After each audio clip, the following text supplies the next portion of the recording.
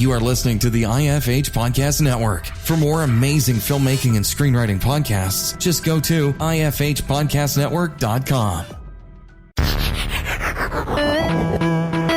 You're listening to the Dave Bullis Podcast.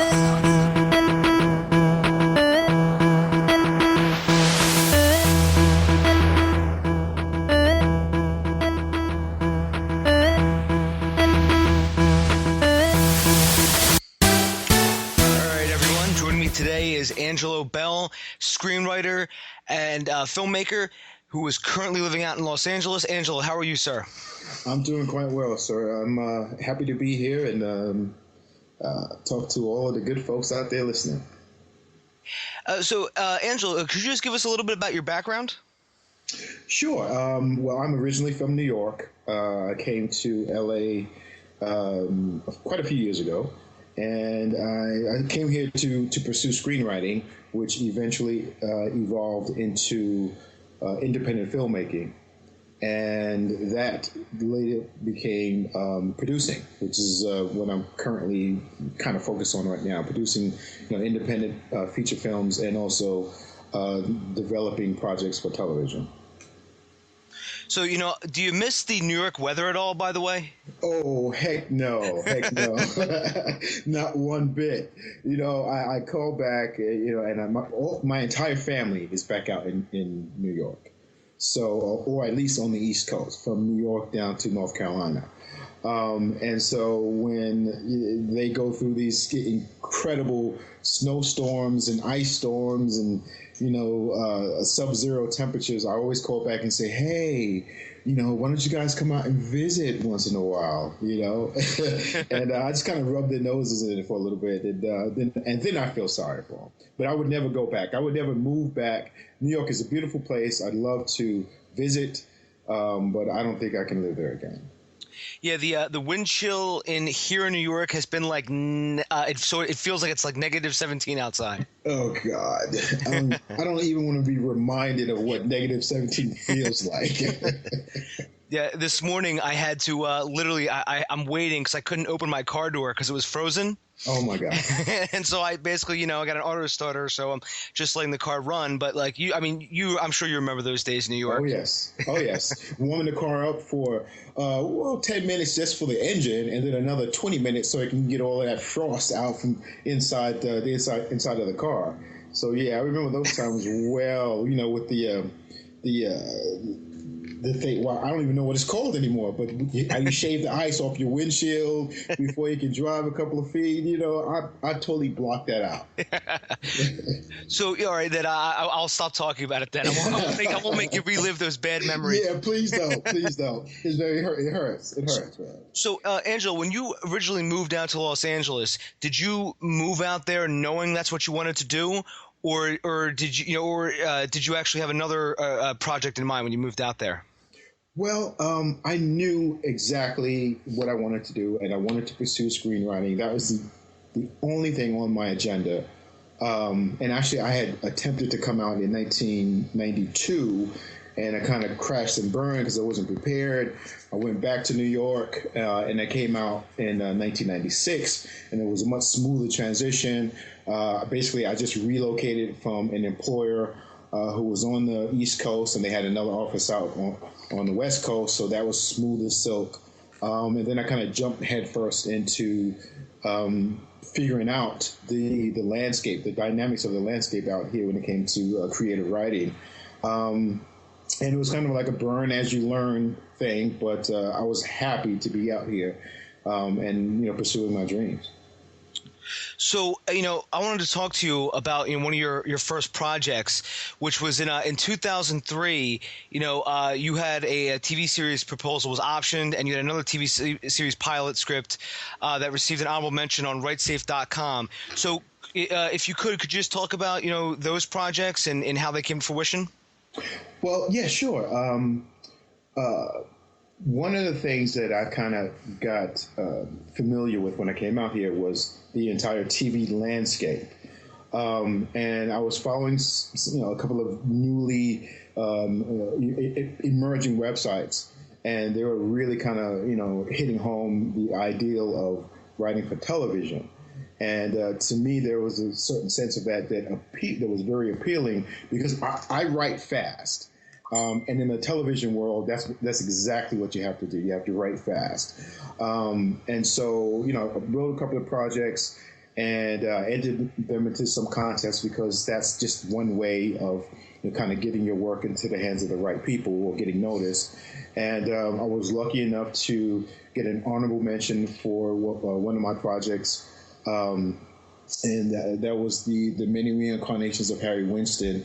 And then there was another project. It was actually called Y Squad. That was based on the whole Generation Y thing. That was really kind of prevalent at the time. And a gentleman who was actually working with Disney at the time contacted me. He optioned it. We did some work. It ultimately kind of fell through. But to me, that was confirmation that I was on the right track. So when you say you write fast, do you basically just sort of put everything else aside, meaning like you're not worried about perfection, you're not worried about anything else, you just focus on, getting words on the page, correct? That's 100% correct. And this is something that I had to learn because previously I was all about making every page perfect as I wrote it. And when you do that, you have a project that can, extend months, years even, before you, finish with the 90 pages. So what I actually do is I spend weeks, months, just kind of gearing myself together, who the characters are, what the scenarios are, what the story is, how I want it to evolve, what my turning points are. And I get that to the point where I can recite it, like the back of my hand. And then when I write, I can just I hate the term vomit draft. I know a lot of writers use that, but I don't write vomit. So I don't like that term, but I really kind of look at it as like free writing. And there are no wrong things. There's no wrong way to write dialogue, no wrong way to write action, because you're always going to spend the bulk of your time cleaning it up after the end. So I'd rather spend more time cleaning it up than actually getting it down on the page. So do you do a lot of outlining before you start writing? Tons of it. Absolutely. I'll spend 3 months outlining and working on the story and the characters and their backgrounds and getting their voices in my head. And then I'll spend, as little as 3 days writing the script. So when you're outlining, is there any particular style of way, like do you like brainstorm ideas, or do you just sort of like have like those idea packs that I've seen writers have? I don't know if you've ever seen those cards where like, you flip one over and it says, this guy, it's an archetype, and then, you can transform it. But do you do stuff like that in brainstorming, or do you just sort of like free brainstorm, like mind map or something like that? Mine is totally free. And a lot of it depends on what I'm going through at the time, who my closest relationships are with at the time, and basically, how I've received and admired or hated, anything that I've seen on television or film, or on the streets and life and read in the newspaper. All of those things impact me at that particular moment. So it's always different, because you feel different today than you will feel tomorrow, or than you did feel yesterday. So my brainstorming comes from everything that's happening around me, and then getting to know my characters and where they come from, what they do, and then just trying to create the best story possible based on that. I've seen those cards where they kind of guide you through the process, and I've attempted to look at those and use those much earlier in my career. It just didn't work for me. So, but I do know that it works for other people. So more power to them. Yeah, and also I've seen a lot of this software out there. Mm-hmm. I forget the name off the top of my head, but I agree with you though, Angelo. I've never had any success with those ever.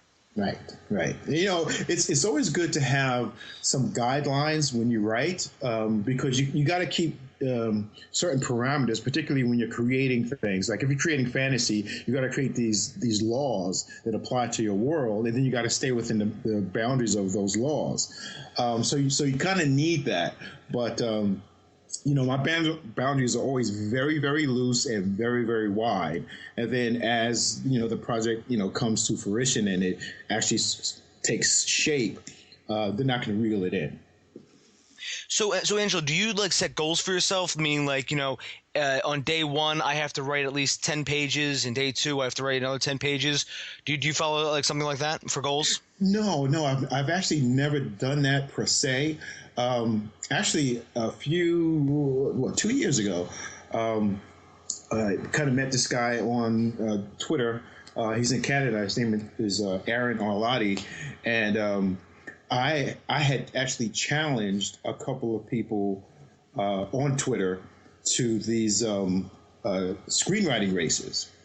And the thing was, hey, let's, we keep talking about writing a screenplay, and we have our notes and we have our characters and blah, blah, blah, blah, blah. Well, let's take some time, 30 days, stop complaining, stop looking for excuses, and just write and finish a screenplay in 30 days. And then it became like a bragging rights thing. If somebody didn't finish, well, then everybody else got a chance to make fun of them. In a so kind-hearted way. It was we weren't trying to annihilate somebody, either their spirit. But anyway, we the first couple of times, I smoked everybody. Because I was finishing my screenplays in like 7 days, 11 days, and and many of them did not finish. And then Aaron kind of participated, and he put a different spin on it, and so we started calling it kind of like the script race. And so we would say, okay, take this month to get all your stuff together, your outline, your characters, your plots, your blah blah blah, whatever, and then come the first of the month, it's like ready, set, go. And that was an amazing experience. And I met a lot of folks actually through that, whom I'm still very close with. But that's pretty much how my screenwriting goes in terms of pacing. If I so in a competitive sense, if I've written 10 pages, I'm happy. But I'm not happy if I've written 15 pages and someone else has written 25. So it's all pretty relative. On any given day, though, if I'm able to get, 5 good pages in, I'll take it because I'm one step closer. So is there a way that you balance both, your day job and, at writing on the side? Balance is probably too good a word for what I do. To be quite honest, I basically forsake my personal time. Because, the job is a job and you need the job. You got to do what you got to do. But I forsake my personal time, which means mostly sleep, so that I can write. Now, I happen to be one of those people who I write better when I'm tired in the wee hours of the night than the folks who get up at 3 o'clock in the morning or 4 o'clock in the morning and they write then. I'm not creative at that time in the morning. So I like to do my stuff at night. And that often means, for a couple of days, a couple of weeks, surviving off of very little sleep, which in turn is why I write fast so that time does not go on and on and on, because ultimately, to keep your brain functioning, you've got to sleep. Especially when you get to be my age, sleep becomes more of a necessity. I know a lot of people who try to do the whole no sleep thing, and it usually catches up to everybody. just trying the balancing act. I mean, that was a great. The way you put it was excellent. That balance is too good a word, because one technique I was reading about was the Kurosawa method, which is basically writing a page a day, and I've been trying to focus on that. I mean, because sometimes, you know what I mean, you get so frustrated with things, and you just sort of just say, you know what, maybe I shouldn't write anything today. Right. I mean, have you had days like that? Oh yeah, definitely. I've actually had them more lately than in the past. In the past, I've always been able to just kind of pull myself up on my bootstraps and slap myself on the back and say, man, get up here and sit down and write this thing. And then when I actually get myself in front of the computer and I start to write, it feels good. Lately, however, there are more distractions going on, and because I'm doing a lot with developing concepts and pitches for television, I get pulled into that, that's not really writing, that's conceptualizing and developing, and so it's much different, but it's the biggest part of my life right now, so it takes away from the writing. Oh yeah, I understand. And you mentioned Twitter, just a few minutes ago. I just as a side note, not to get away from the writing, but Twitter, is such a great networking tool. That it's always baffling to me whenever I see a writer or an actor and they're not on Twitter. Yeah. To me, that really doesn't make sense. I mean, because if you want, first of all, the life of a writer or anybody creative can be extremely lonely, because the general world, the mainstream world, really doesn't get what we are trying to do and why we're trying to do it, and that's okay, But you can find people who think like you, who feel like you, who've gone through the same things as you, in these very niche social media forums. So it just makes sense to seek those people out, and Twitter makes it so damn easy. Just like, why wouldn't you do it?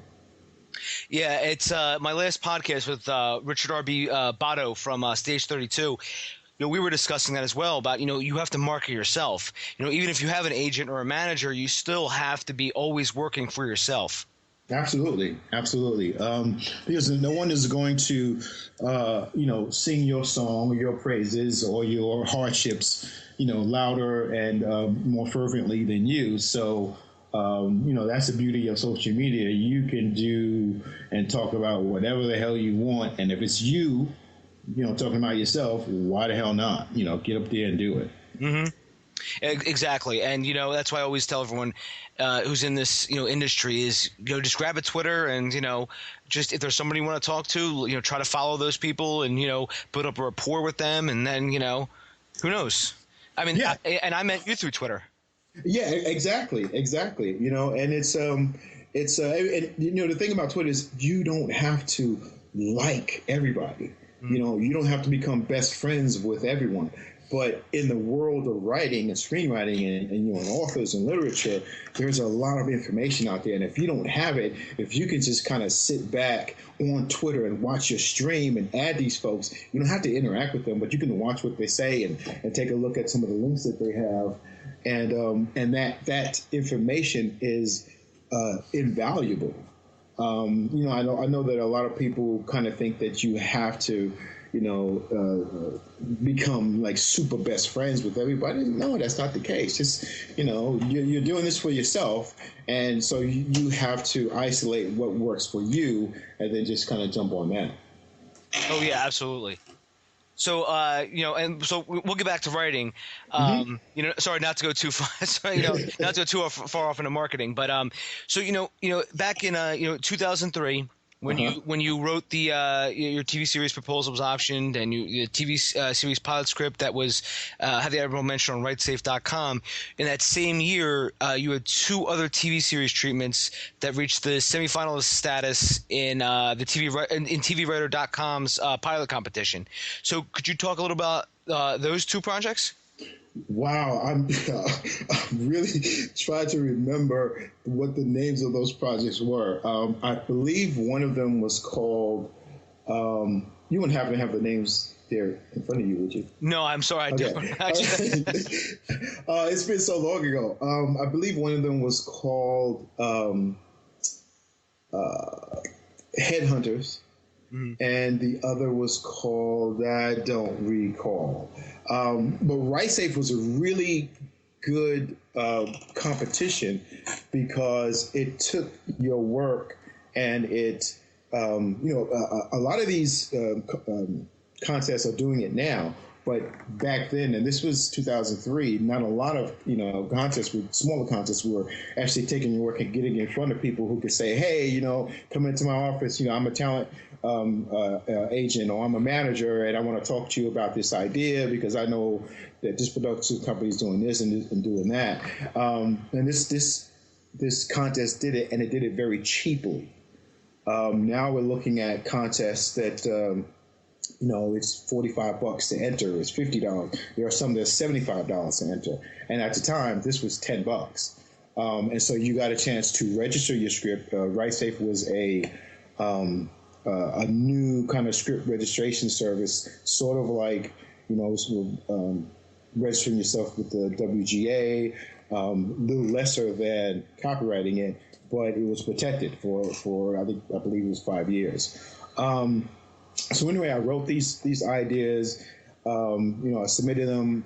I got them in front of certain people who, either they optioned them or they liked them or they had some thoughts about them, and I was able to get feedback. And from that point on, I just, like I said, it was always confirmation because I was doing decently well. And so I was just kind of take the next step afterwards. so that was that next step, actually making your own movie. Absolutely. So, just to continue on your timeline, in 2003, you wrote a short script for a film called Get Spielberg, which you actually produced and directed. So, could you take us through that project a little bit? Yeah. Now, like I said, when I came to LA, I was all about writing, and so I got a whiff of the independent filmmaker bug. I read Robert Rodriguez's book, Rebel Without a Crew. I did some research on Quentin Tarantino, of course, and ultimately, I decided that maybe the way to actually kind of break away from the pack was to take advantage of the new technology that was out there. And it's funny to say new technology because now, looking back, that technology is like old, and it's only been a few years. But to take advantage of the new technology, take something that I wrote, write it, direct it, produce it, blah, blah, blah, and hopefully get some sort of recognition in contests. But so the first thing that I had to do was learn about filmmaking because I knew absolutely nothing about it, zero. I didn't know about camera angles. I didn't know about shot setups, shot selection, production, post-production. People, I didn't know anything. So I basically sat back and I took a year of researching things on the internet. Actually, it was mostly researching stuff on the internet and buying books and reading books because what I found, I had joined a fairly large filmmaking community out here, and I'm not going to say the name of it. But I tried to tap into the brain trust that was there. And what I found was a lot of filmmakers who had managed to make, a short film were hoarding the information of how they did it. And so while I was in the process of learning and then, producing and then, editing my film, I decided that I was going to share every bit of information that I came across, every failure, every success, everything into my blog. And that really made the experience it was incredible. It was beautiful. I loved it. I loved every moment of it. You mentioned Tarantino's Reservoir Dogs and Rebel Without a Crew by Rodriguez.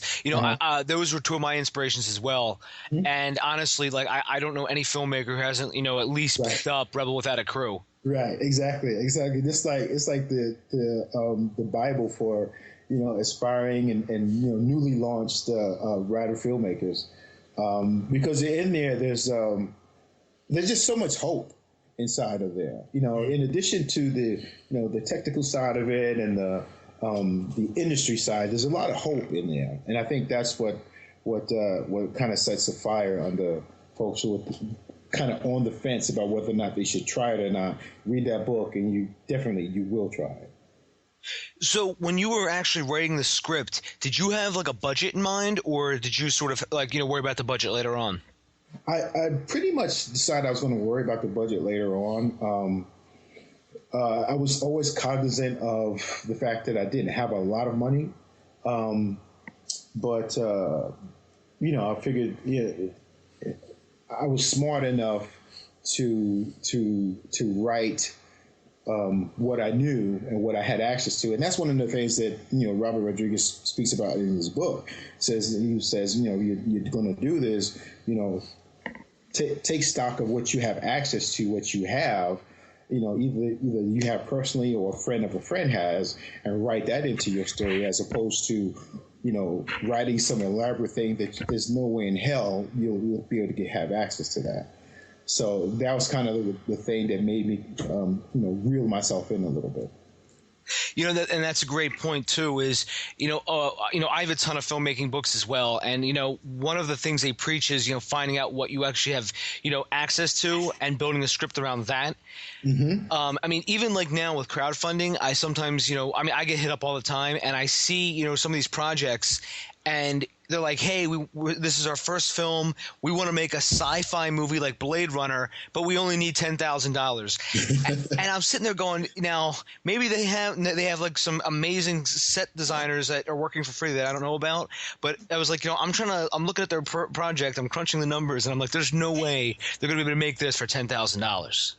Yeah, there's no way. There's absolutely no way that can happen. And I don't know if it's a sign of being overly hopeful or just kind of being delusional.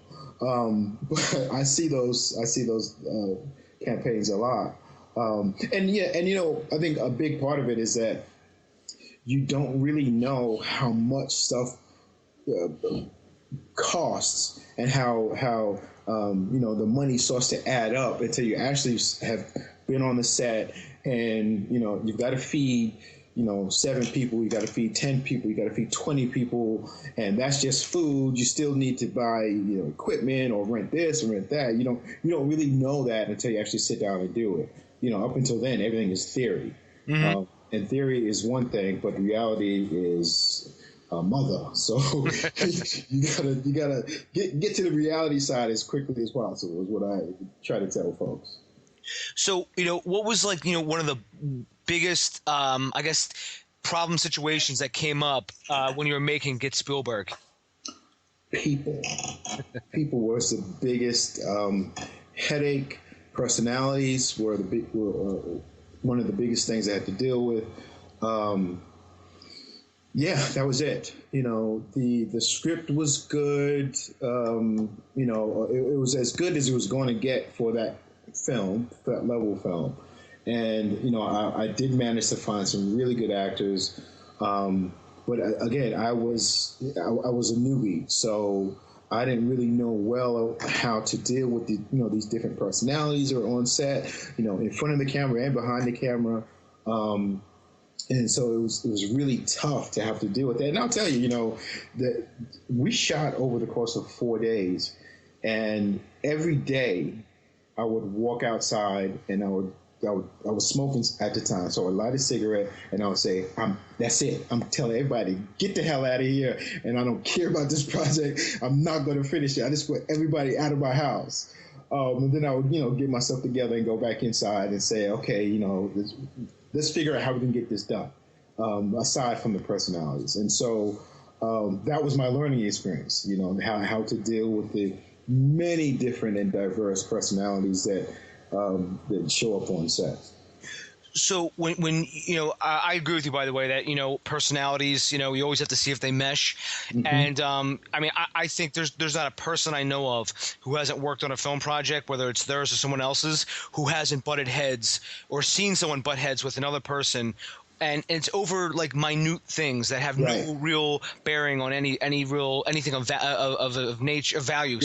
Right. And so, when you were making, Get Spielberg, did you use did you put out like a casting call? Did you try to use as many professional people as possible, or did you do what I did and just use your friends? Well, see, that's the thing. I was a writer, so I had no friends in the industry. I had no actor friends, no one. So I had to place a casting call. And I actually took out an ad in Backstage West, and I found an online site called nowcasting.com, which I still use today. And then there was a third site, which I can't remember the name of. And it was amazing. I received probably 200 submissions for 5 roles. And so the casting process was really kind of cool. That was another big learning experience because I was working full time at the time. And so I couldn't do casting only on weekends.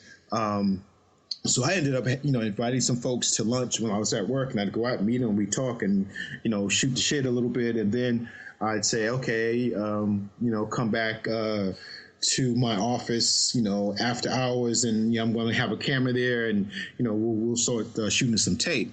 So yeah, that was pretty much what I did. I had no friends in the business, so I was truly starting from ground zero. And I think it was better for me that way because I had to learn.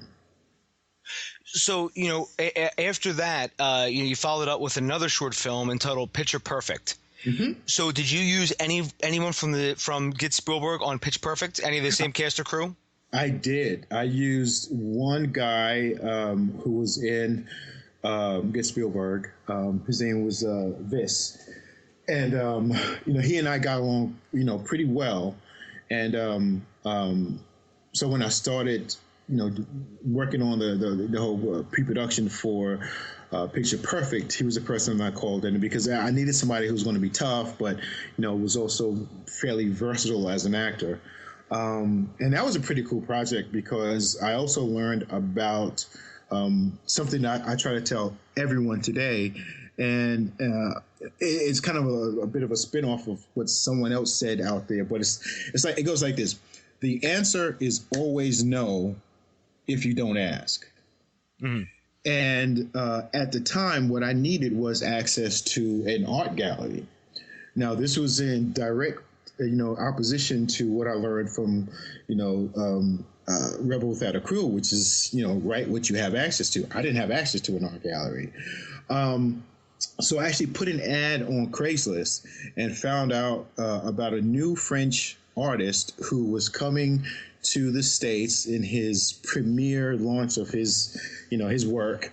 And I guess the curator was looking for a venue, or had access to a venue, and was looking for somebody to film in there. And so basically, in exchange for me getting in there to shoot overnight, she gave me free access to it, for 12 hours. And then later on, I just came back and shot some video footage of it. Awesome. Yeah.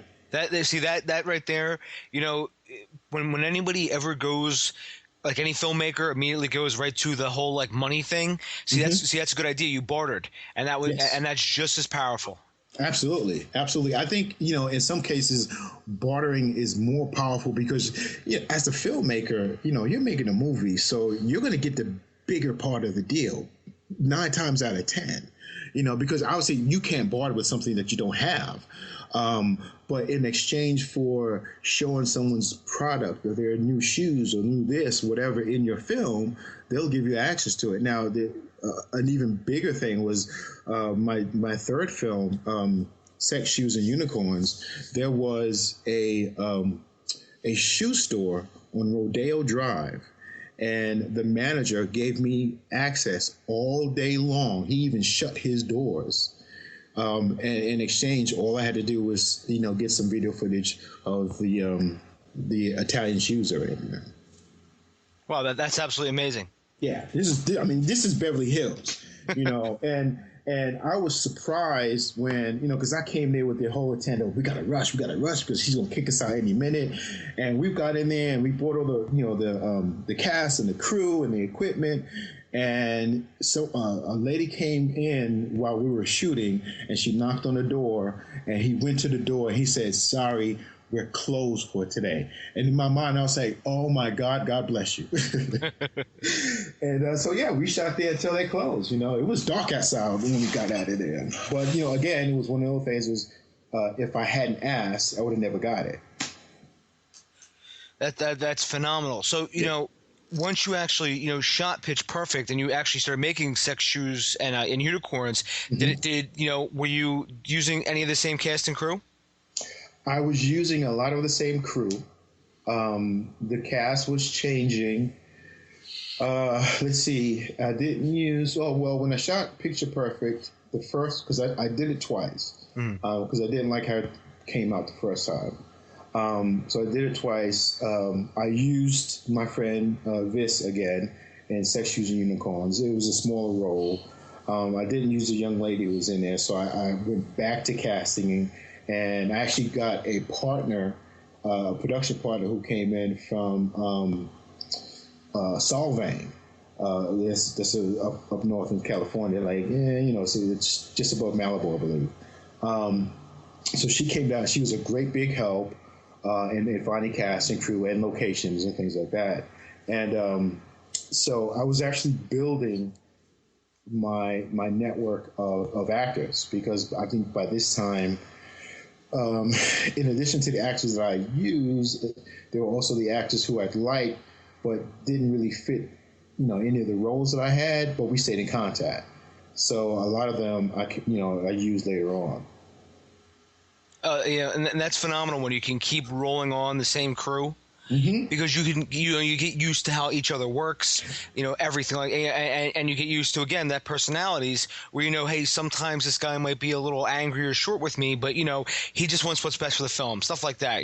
Absolutely, and a lot of the people that I work with crew were also at the early stages of their careers. So we all had to understand that, we were learning as we were going. So we were going to make mistakes. We were going to do things a little differently. We had to find our own way. And, when I made that clear to everyone, I think everyone kind of stepped back and said, "Oh, okay. So, I'll give this a chance. I'll give this relationship or this friendship a chance, because we're both trying to do the same thing." So, once you got done, Sex, Shoes, and Unicorns, and in 2006, as I read here on your bio, you actually made 6 short films in 2006. Oh, Lord, yes. That was a crazy year. No, that was totally crazy. Did you plan to actually, at the beginning of the year, said, "You know what, I want to shoot 6 short films this year"? Nope, not at all. Not at all. I mean, in a million years, come January 1st, if someone said, "Hey, dude, you're going to shoot, you're going to make and edit 6 films," because not only did I, write and produce and whatever, I also edited these movies. If someone had said that that's what I was going to do, I would have told them that they were out of their mind.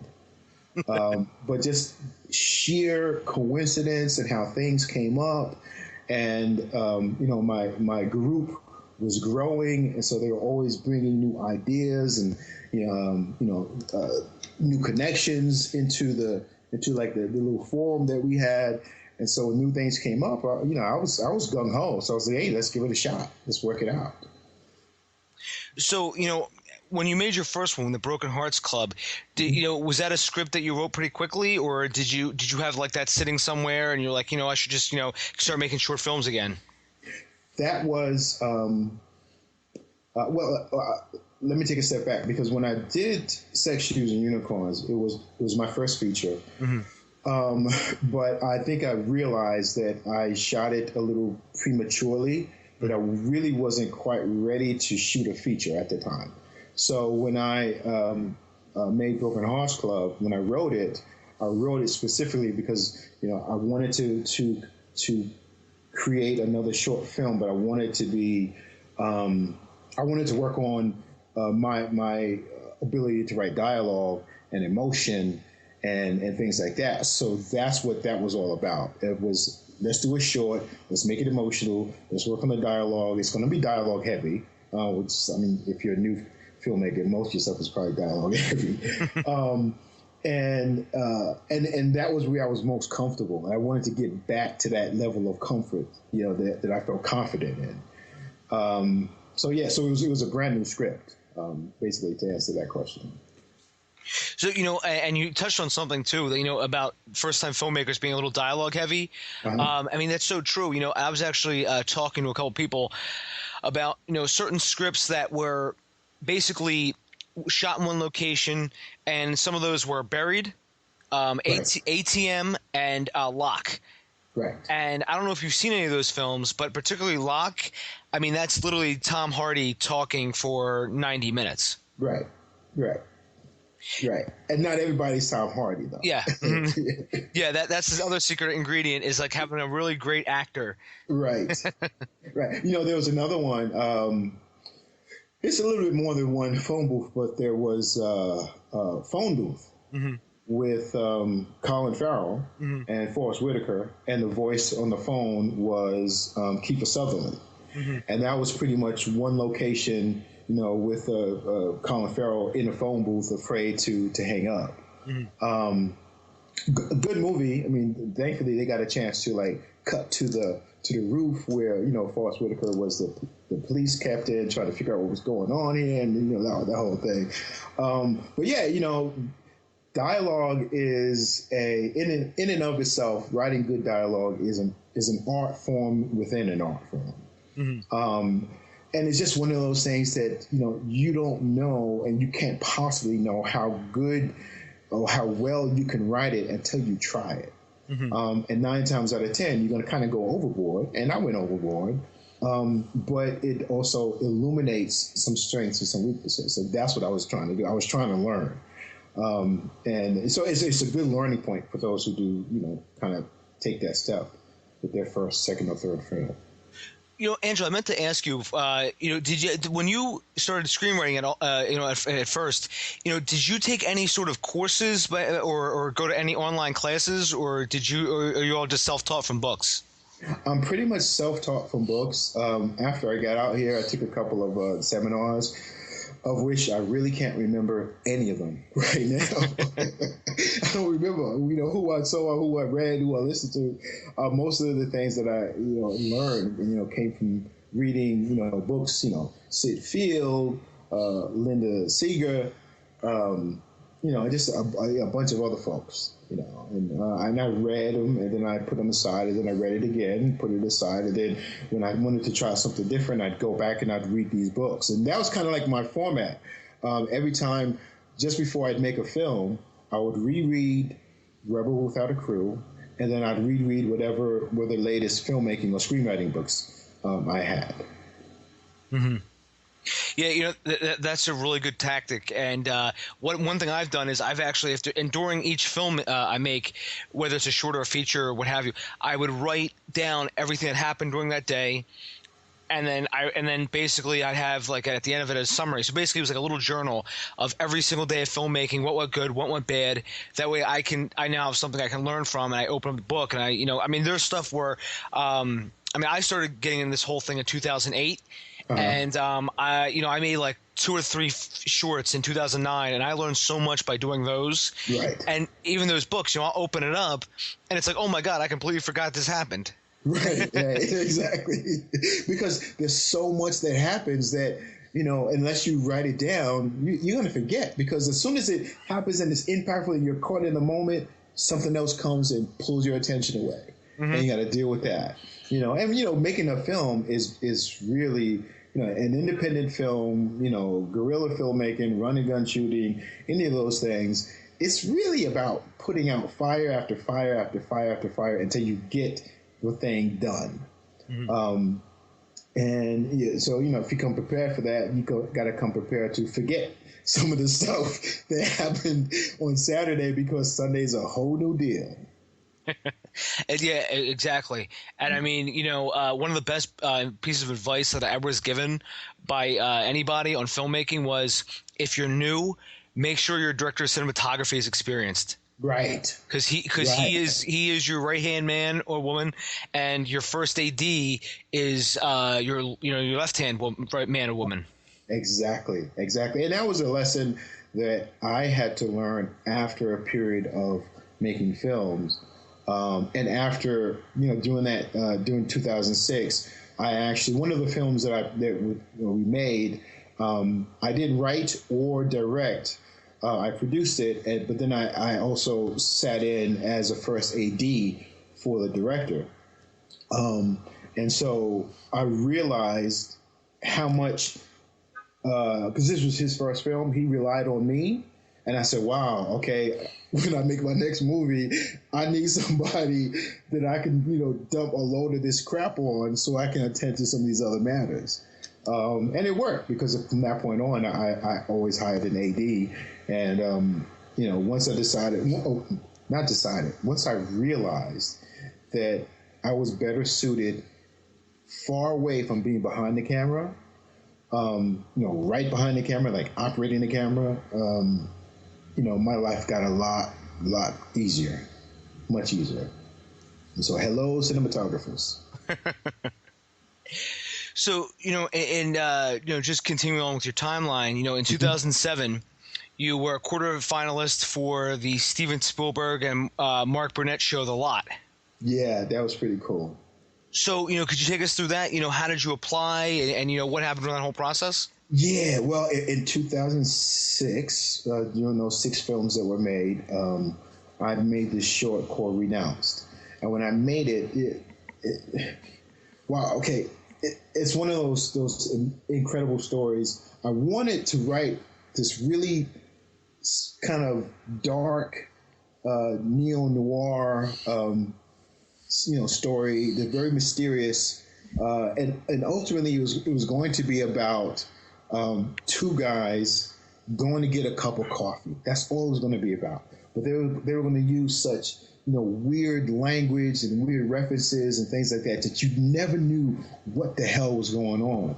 However, as I started writing it, it became more profound and took on a different tone, and it ended up being about a guy risking his life because his life is falling apart and he's about to get divorced, and he's risking his life to go through an experimental rapid detox program so that his wife won't leave him.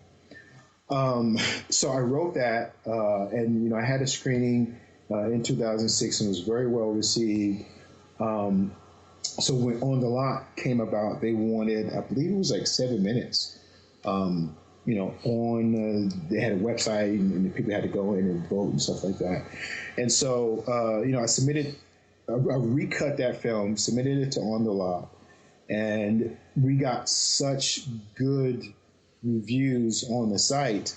I was surprised, but then I was even more surprised when I was on my way home and I got a call from one of the folks at, Mark Burnett's production company, and they're like, hey, we saw your film, we really like it, and tomorrow I just want to let you know that tomorrow we're going to call you back. We're going to give you these 3 items that you're going to have to use. You're going to have 1 week to make another movie and submit that.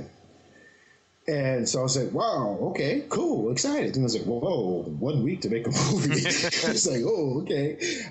But kind of tap back into, building my network of actors and crew.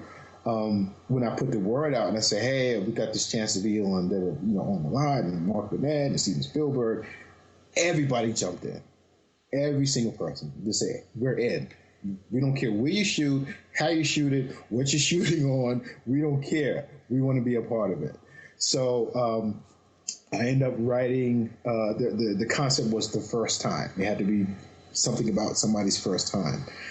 And I wrote a little something about, called The First Time, and it was about a young lady who, kind of reckless and inexperienced at bank robberies. And she ends up becoming basically a mass murderer at the site where they're trying to rob a bank. And that changes her. and it changes her to the point where she embraces that the darkness inside of her. So we shot that. We shot it in my apartment at the time, and I had an experienced cinematographer. I think I had two guys standing on waiting to get the the finished footage to write a score for me, and we had probably like 25 people in my little apartment because they all wanted to be a part of the project. And it turned out great. It turned out really good. We shot in HD, which at the time was like, whoa, you shot in HD. Now I say, oh, you better shoot in HD. And so we shot it and submitted it. And I got a call like maybe 2-3 months later. And out of, I think, 8,000 submissions, we came in at 112, and the show started with the top 60. So we got really close. We just didn't get all the way, but it was just an amazing, exhilarating experience to have, to kind of get these calls. I mean, these are the calls that you kind of dream about when you make your first movie. Somebody's going to call me. They're going to say this. They're going to say that. And it was great to get that call. And that's absolutely phenomenal that you actually got that far in there. Because I actually had friends that actually submitted and they heard nothing back. Right. So I have quite a few who submitted. They're like, "What?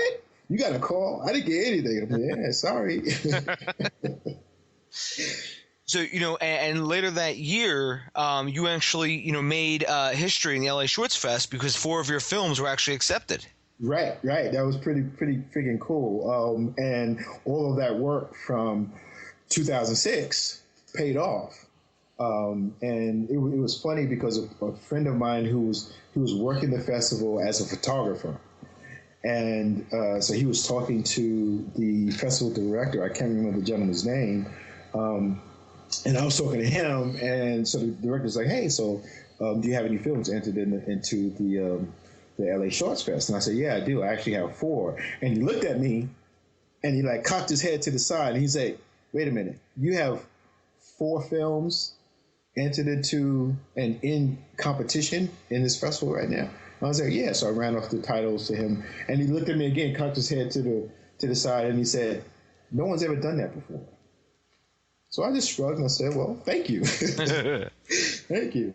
We didn't win, but man, I tell you, some of those films in there were just totally kick ass. I think the film that won was a Western. They shot for like $25,000. And it was freaking masterpiece. And so when I read it, I was like, yeah, of course that film deserves to win. Look at it. I mean, it's beautiful. It's epic looking, and it's great. So yeah, I was just happy that I had 4 films in there, and I don't think anybody else has done that to this day.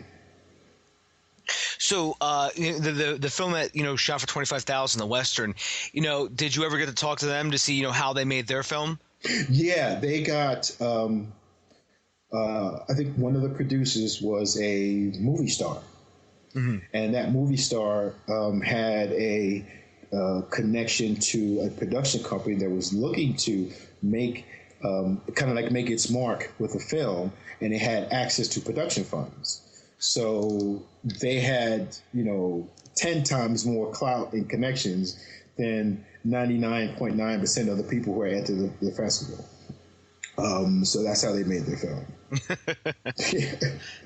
It's there's an interview I did with Marty Lang for this podcast, and like we always said, it's always pays that rich friends, right? Yes, it does. Yes, it does.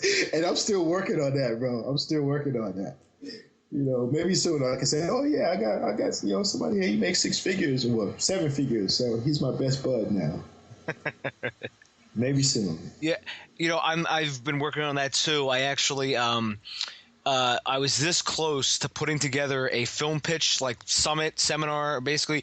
And basically, it was going to be me pitching to a bunch of rich people. Uh-huh. And because where I live, I don't know if you know the layout of Philadelphia, but like there's certain rich areas that I've actually been able to sort of, build relationships in, and that's what was going to be my plan. But then things sort of went. I didn't have enough to pitch, so what I'm working on now is working on getting some scripts ready and everything else. Mm-hmm. But I mean, but yeah, like you said, it's always good to have, it'd be great one day to say, oh yeah, I have a person who makes, 8-9 figures, we're really Right. we're really good friends, Right. and Yeah. And he's looking to spend a little something. I mean, a little Yeah. artistic side, to honor his artistic side. It's like, yeah, sure. yeah. Yeah, I'll do that. So to bring us up to today, in your timeline, you were recently sick, and you actually launched a crowdfunding campaign, to help, to help curtail some of these medical costs. Could you just talk a little bit about your illness and your campaign and where you are now? Sure, absolutely.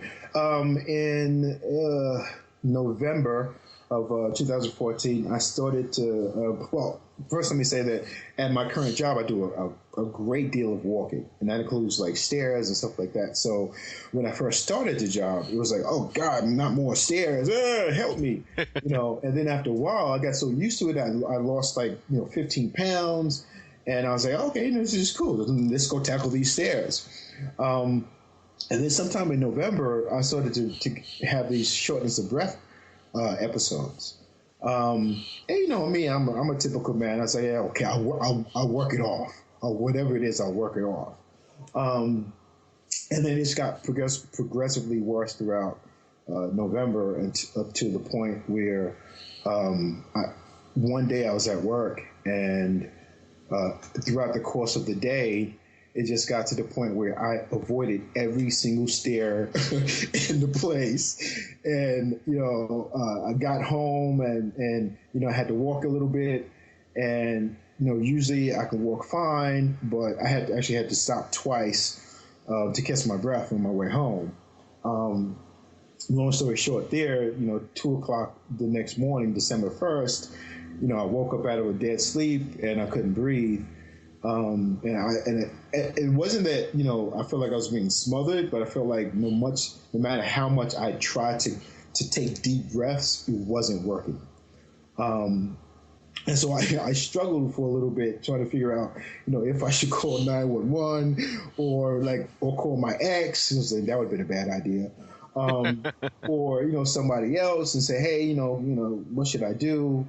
And ultimately I decided to call 911. They came in, put me on oxygen, took me to ER, put me on IVs, and I was misdiagnosed with having pneumonia. And instead of getting better over the next 2 days, I ended up going back to ER, because my breathing was getting worse. And then 2 days later, it was just to the point where I couldn't get off the bed and stand up, because if I did, I would lose my breath. I start wheezing, gasping for air. My body would get into this involuntary, air sucking thing. My sides would start to clench, and it was just ridiculous. And luckily enough, despite relationships with my ex, I'm still very close to her family, and her sister is a licensed vocational nurse, and I was in contact with her the whole time. Called her, she said, okay, I'm going to take you to my hospital.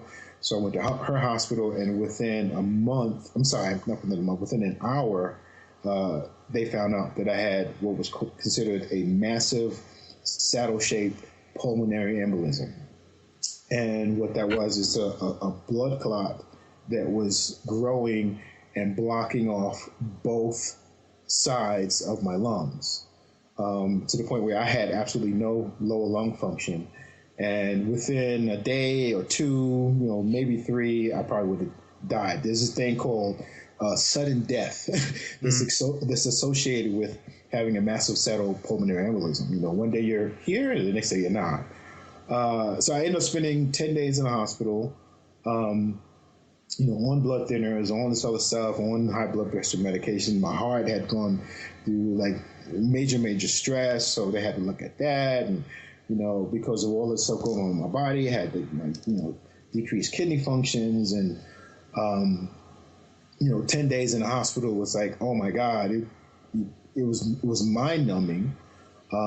But coming out and looking at these bills from all of the different doctors who took a look at my chart and sent me a bill, I don't even know what they look like. All I know is I'm getting a bill from them. Spurred me to kind of humble myself and say, you know what, I need a little jump start, because I was out of work for 6 weeks. And so I launched the Indiegogo campaign. And, one of the things that I offered was, because I do have this connection to a major television network, and that's NBC Universal. One of the things that I offered was a chance for people who have ideas for TV or TV show or reality show or something, but they don't have access to get it in front of a network executives. Well, use me. I can be your access. And running a crowdfunding campaign is like, it's like having another job. And you have to spend, a lot of time using all the resources available to you. And I was a little shy about, sending out one of those blanket, email messages to everybody in my address book and all this other stuff. I was a little shy about that. So I really kind of try to keep it targeted. A few people on Facebook and then, lots of tweets and retweets on Twitter. And I was able to raise about 47% of a fairly nominal amount of cash, or $2,500, that helped me with, some of the smaller bills that popped up that that my insurance wasn't going to cover, and it's been illuminating, and I am like super grateful, because there are a couple of people who I never expected to get anything from, and there are other folks who I hadn't spoken to in such a long time. And they just kind of popped up and made a donation, and it's been a surreal experience on at both ends of the spectrum, and now the money's being used to alleviate some of this financial burden associated with my hospital stay, and I'm in a much better place in terms of mentally, because I'm not stressing over this stuff, and that's one of the things the doctor said. Dude, you need to take it easy now. You can't be working, 12 hours at work and then being up for another, 8 hours and then sleeping for 3.5 hours, and then you got to take care of your kids, and that's not going to work anymore. So things are in place. The stress is gone or dissipating, and now I'm in such a good place that I was actually able to work with a buddy of mine in Canada, and we got together and worked on our very first television concept for this year. Over the last 2 years, we did 24 pitches, 24 television pitches, which to me is more than anybody else out there is talking about. 24 times we sat down in front of a network executive. At NBC, Bravo, Oxygen, Style, E! Entertainment Television, USA Network, and Sci-Fi Network. We sat in front of these people and pitched shows to them. And now I'm finally back at the place to kind of get that ball rolling again.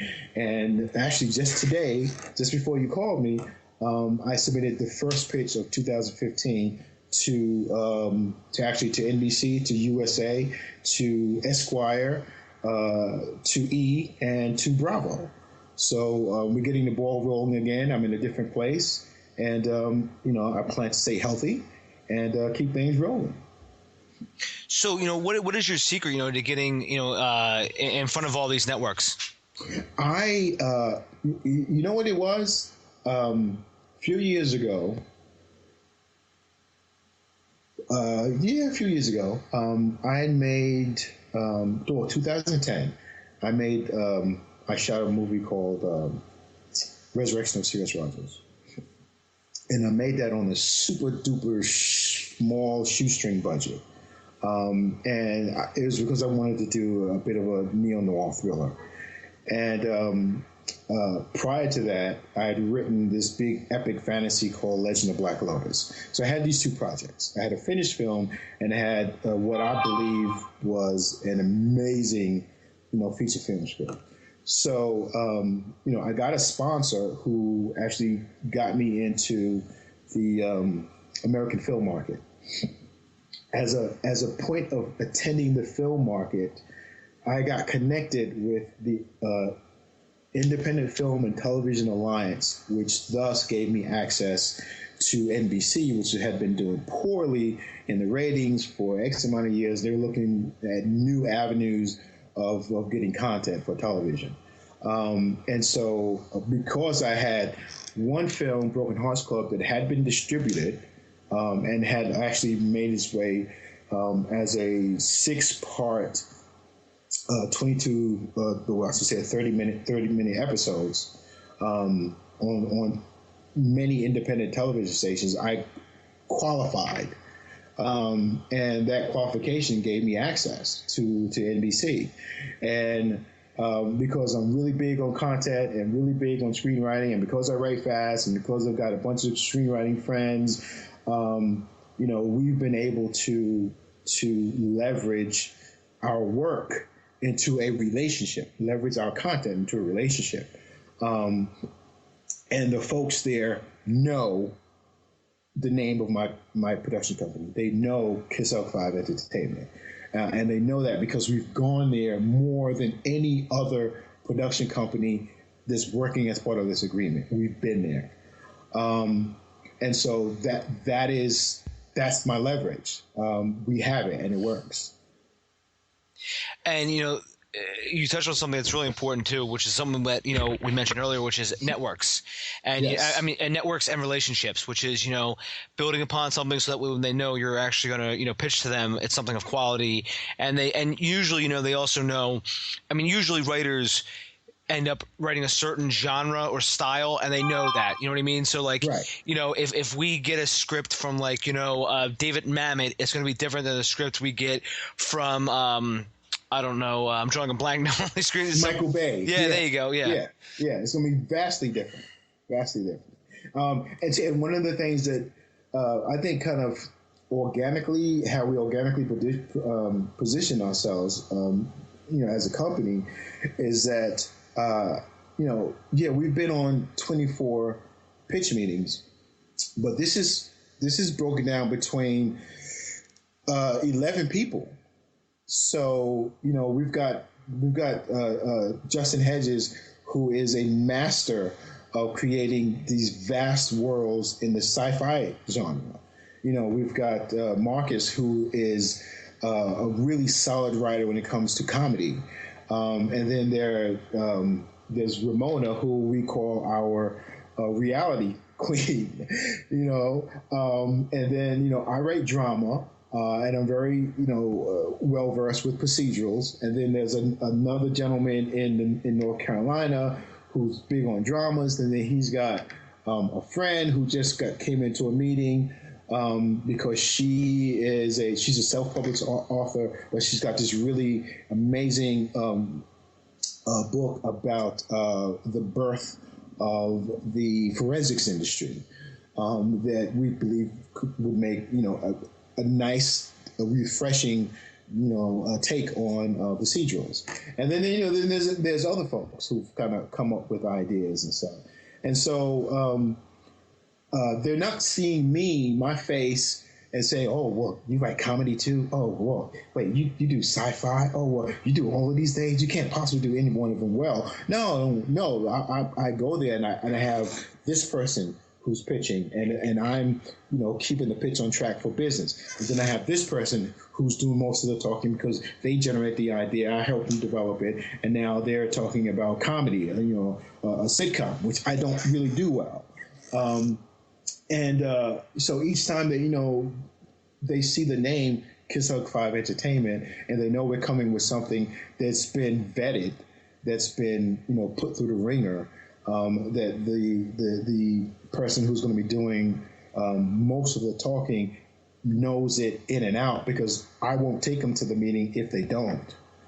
Because at the end of the day, it's Kiss Up 5 Entertainment, executive producer or president Angelo Bell, and I got to keep that intact. But they know what to expect, and then of course, they become familiar with us because we've been there quite often. And I walk into a room and the guy looks at me and he says, "Hey, how you doing, Angelo?" And I'm like, "Hey, I haven't seen you in a month." "Yeah, well, what took you so long?" So. It's like you said, it's all about relationships.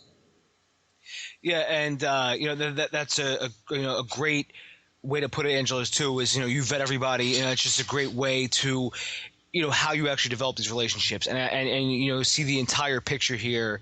Mm-hmm. Is of you're each trying to bring something of value. So they have something of value, you have something of value, and one of the best ways I heard to network was always to see what you could do for the other person.